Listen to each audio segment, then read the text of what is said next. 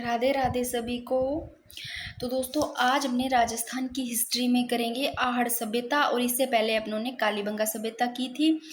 और ये बिल्कुल ही शॉर्ट नोट्स है मेरे बनाए हुए, और इसमें वो चीज़ें लिखी हुई है जो एग्जामिनर पूछते हैं, और इम्पॉर्टेंट ही चीज़ें हैं। इससे ज़्यादा मैंने कचरा कुछ नहीं लिख रखा, और एग्ज़ाम टाइम में अपने को सच में ये चीज़ें बहुत ज़्यादा काम आती है। तो अब इनको देखते हैं आहड़ सभ्यता को। देखो, आहड़ सभ्यता, इसको धूलकोट या अघाटपुर भी कहते हैं। ऐसे आहड़ ऐसे अघाटपुर, और आहड़ सभ्यता उदयपुर में, ठीक है ना। आहड़ उदयपुर में, और इसके जो उपनाम है वो देखो, आ से आहड़, आ से अघाटपुर, और प्राचीन नाम देखो ताम्रवती नगरी भी कहते हैं आहड़ सभ्यता को, बनास संस्कृति भी कहते हैं, मृतकों का टिल्ला भी कहते हैं धूलकोट। देखो ये उपनाम, आ से आहड़, आ से अघाटपुर, ताम्रवती नगरी, बनास संस्कृति, मृतकों का टिल्ला धूलकोट, ये चीज़ याद रह जाएगी। अब देखो आहड़ सभ्यता है ना, जो बनास नदी है उसके किनारे, और एक धूलकोट टिल्ला है उसके नीचे। तो बनास नदी के किनारे धूलकोट जो टिल्ला है उसके नीचे 4000 वर्ष पुराना आहड़ का कस्बा क्या दबा हुआ है। अब देखो आहड़ सभ्यता की खोज, देखो कौन कौन करता है, कब करता है, याद भी रह जाएगा। ध्यान से देखो, आहड़ सभ्यता, ऐसे आहड़ ऐसे अक्षय कृत्तिवास सबसे पहले जो करता है, फर्स्ट नंबर नार आता है ऐसे अक्षय कृत्तिवास सबसे पहले करने वाला 1953 में खोज। 1953 के बाद में तीन और ऐड कर दो, 1953 इस तीन में तीन और ऐड कर दो, 1956। 56 में करता है आहड़ सभ्यता की खोज रतन चंद्र अग्रवाल। 56 के बाद में 1961 62, 61 और 62 दो दे रखे हैं, तो एच डी सांकलिया और वी एन मिश्रा दो याद कर लो। 61 62 में कौन करता है आहड़ सभ्यता की खोज, H D Sankalia, V N Mishra सबसे पहले खोज करने वाले आहड़ सभ्यता की।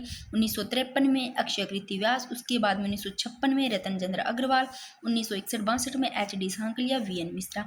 ठीक है, अब इनका जो उत्खनन है आहड़ सभ्यता का, आहड़ में देखो ये आ में 3 लग रहा है आपको, और वैसे भी आहड़ है 3 लिखा हुआ है 3 शब्दों में, तो 3 स्तर पर किया गया इसका उत्खनन आहड़ सभ्यता का। कितने स्तरों पर, 3 स्तरों पर किया गया। और आप लोग बताना कि कालीबंगा का सभ्यता उसका जो कितने स्तरों पर किया गया उत्खनन, मेरे को बताना। अब देखो इसमें जो चीज़ें मिली है ना, क्या क्या चीज़ें मिली है आहड़ सभ्यता में खोज की, उसमें क्या क्या मिला। देखो 2 मुँह वाले चूल्हे मिले आहड़ सभ्यता में, 2 मुँह के चूल्हे मिले। उससे ये पता चलता है कि संयुक्त परिवार था यहाँ पर, सामूहिक भोजन के साक्ष्य, यानी कि सारे इकट्ठे होकर के भोजन खा मतलब किया करते थे। इस चीज़ का ये पता चलता है 2 मुँह वाले चूल्हों से। बलुए पत्थर के सिलबट्टे प्राप्त हुए आहड़ सभ्यता से, और अनाज रखने के बड़े भांड भी प्राप्त हुए हैं। और जो ये भांड है अनाज रखने के बड़े भांड, इन भांड को स्थानीय भाषा में गोरे और कोठे कहा जाता था। अच्छा क्वेश्चन है, ये आया हुआ है। तो अनाज रखने के बड़े भांड को स्थानीय भाषा में गोरे व कोठे कहा जाता था। और काले व लाल रंग के मृद भांड प्राप्त हुए हैं। कौन से, काले व लाल रंग के, काले और लाल रंग के मृद भांड प्राप्त हुए हैं मिट्टी के। उत्खनन में मिट्टी के बर्तन सर्वाधिक मिले, सबसे ज्यादा उत्खनन में कौन से, मिट्टी के बर्तन सबसे ज्यादा मिले। आगे देखो, आहड़ सभ्यता पूर्णतः ग्रामीण सभ्यता थी। आहड़ सभ्यता क्या थी, पूर्णतः ग्रामीण सभ्यता थी। ताम्रयुगीन सभ्यता के अवशेष मिले यहाँ पर। तो आहड़ सभ्यता में किसके, आहड़ सभ्यता में ताम्रयुगीन सभ्यता के अवशेष मिले हैं। तांबा का प्रमुख उद्योग था, तांबा का प्रमुख उद्योग था। यह तांबा यहाँ क्या, तांबा पिघलाया जाता था। जो आहड़ सभ्यता है ना, वो पूर्णतः ग्रामीण सभ्यता थी। ठीक है, और ताम्रयुगीन सभ्यता के अवशेष मिले यहाँ पर। तांबा का प्रमुख उद्योग केंद्र था, उद्योग था यहाँ पर, और यहाँ तांबा क्या पिघलाया जाता था। तांबे का पात्र, तांबे के चाकू, देखो तांबे तांबे के पात्र, क्योंकि तांबा का प्रमुख उद्योग था ना, तांबा पिघलाया जाता था, तो तांबे का पात्र, तांबे के चाकू, चादरें। तांबे की 6 यूनानी मुद्रा कहाँ से मिली है, आहड़ सभ्यता से। और तांबे की लोहे की कुल्हाड़ी भी यहीं से मिली है आहड़ सभ्यता से। तांबे का टुकड़ा, ये तांबे की चीजें मिली हैं, क्योंकि ताम्रयुगीन सभ्यता के अवशेष ये चीजें तो मिली है। तांबा का प्रमुख उद्योग केंद्र तो था यहाँ पर, तांबा पिघलाया तो जाता था, तो ये चीजें तांबे की मिल गई। क्या क्या, तांबा का पात्र, तांबे के चाकू, चादरें, तांबे की 6 यूनानी मुद्राएं भी मिली है, तांबे व लोहे की कुल्हाड़ी भी मिली है, तांबे का टुकड़ा। अब देखो शवों को, गहनों को, जो शव होते हैं और गहने होते हैं, आभूषण, इनको इनके साथ दफनाते थे। यानी कि जो मृतक होता था ना, उनके शव होते थे, उनको किन के साथ दफनाया जाता था? गहनों आभूषणों के साथ में ही दफना दिया जाता था। ये निकालते नहीं थे, इनके साथ में दफना दिया जाता था। आवासीय भवन ईंटों से निर्मित था। तो आहड़ सभ्यता में आवासीय भवन ईंटों से निर्मित था। नालियां बनाने में पक्की ईंटों को काम में लेते थे। देखो आहड़ सभ्यता है ना, इसमें क्या है, पक्की ईंटों को काम में लेते थे नालियां बनाने में। और जो कालीबंगा सभ्यता है, वहां से कौन सी नालियों के अवशेष मिले थे? पता है कौन सी के मिले थे? लकड़ी के। कालीबंगा में तो मिले थे लकड़ी के नालियों के अवशेष मिले थे। और यहाँ पर देखो आवासीय जो भवन है ना, वो तो ईंटों से निर्मित थे। और नालियां बनाने में कौन सी ईंटों का काम में लिया जाता था? पक्की ईंटों को काम में लिया लेते थे। अब देखो एक चीज याद रखना, कालीबंगा में मैंने क्या बताया था आप लोगों को? कालीबंगा में मैंने बताया था वहां पर तो माता की मूर्ति मिली नहीं थी। मूर्ति का तो लेना ही नहीं बिल्कुल भी। यानी कि जो मातृ देवी की मूर्ति थी ना, जो मातृ देवी की मूर्ति थी, वो कालीबंगा से तो बिल्कुल भी। क्वेश्चन आ जाता है क्या, 4-5 क्वेश्चन दे देते हैं, मतलब ऑप्शन में 3 ऑप्शन दे दिए, चौथा ऑप्शन दे दिया कालीबंगा से क्या मातृ देवी की मूर्ति मिली है? तो मातृ देवी की मूर्ति बिल्कुल भी नहीं। करमद्देना भी मिली है कालीबंगा में। और जो आहड़ में बस इस चीज का ध्यान रखा, चांदी से परिचित नहीं थे आहड़ वाले। किससे परिचित नहीं थे? चांदी से तो बिल्कुल भी परिचित नहीं थे। बस इस चीज को ध्यान रखना, वेरी वेरी इंपॉर्टेंट। और जो है ना कालीबंगा वाले, उसमें बस इतना ही ध्यान रखना कि कालीबंगा वाले मातृ देवी की मूर्ति वहां पर नहीं मिली है और यहाँ पर ये चांदी से परिचित नहीं थी। अब देखो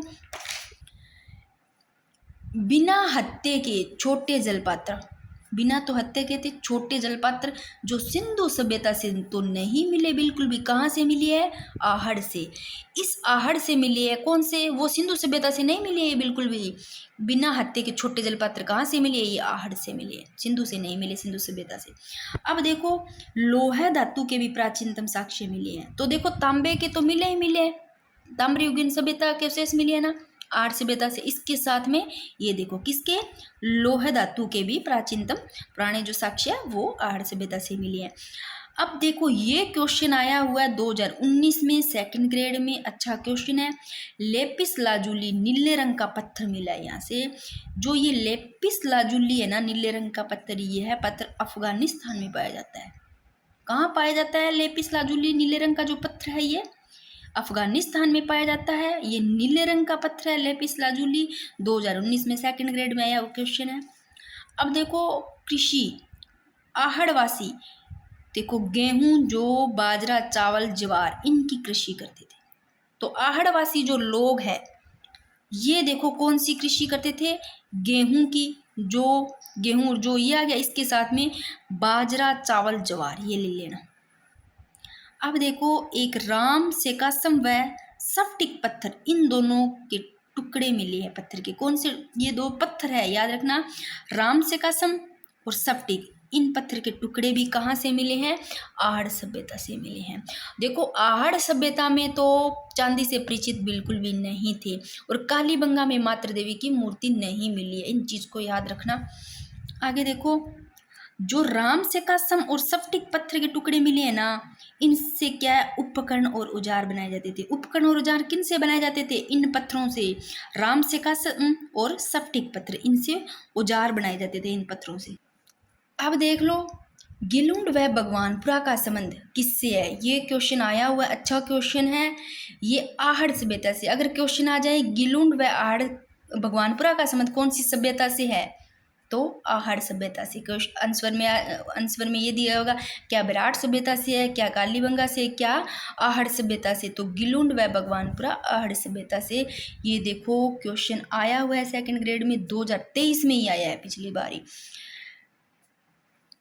आगे देखो आहड़ के उत्खनन में 4 मानव मृण मूर्तियां भी प्राप्त हुई है।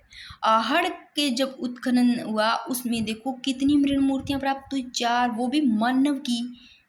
एक खंडित नारी की मृण मूर्ति, और कमर के नीचे लहंगा धारण की हुई, कमर के नीचे तक कैसे लहंगा पहना हुआ है उसकी मूर्ति मिली। एक खंडित नारी की भी मृण मूर्ति मिली, कहाँ? आहड़ सभ्यता में उत्खनन किसमें? देखो आहड़ की मृण मूर्तियों में हाथी, घोड़े, बैलगाड़ी इनके पहियों की मृण मूर्ति भी मिली है। तो आहड़ सभ्यता में किनके?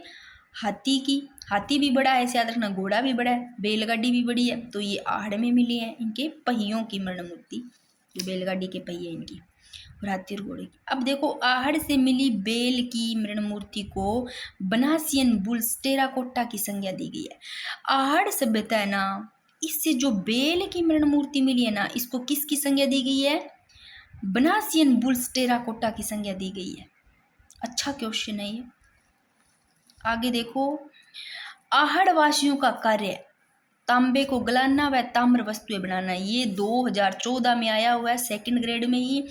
अच्छा क्वेश्चन है, इंपॉर्टेंट है। आहड़ वासियों का कार्य क्या था? आहड़ वासियों का तो वैसे यही कार्य था, तांबों को गलाना और फिर ताम्र वस्तुएं बनाना, क्योंकि ताम्र युगीन सभ्यता के अवशेष भी तो मिले हैं ना, तो इनका ये तो तांबे को गलाना और तांबे की वस्तुएं बनाना। यहाँ से आहड़ क्षेत्र में लगभग 40 तांबे की खदानें हैं।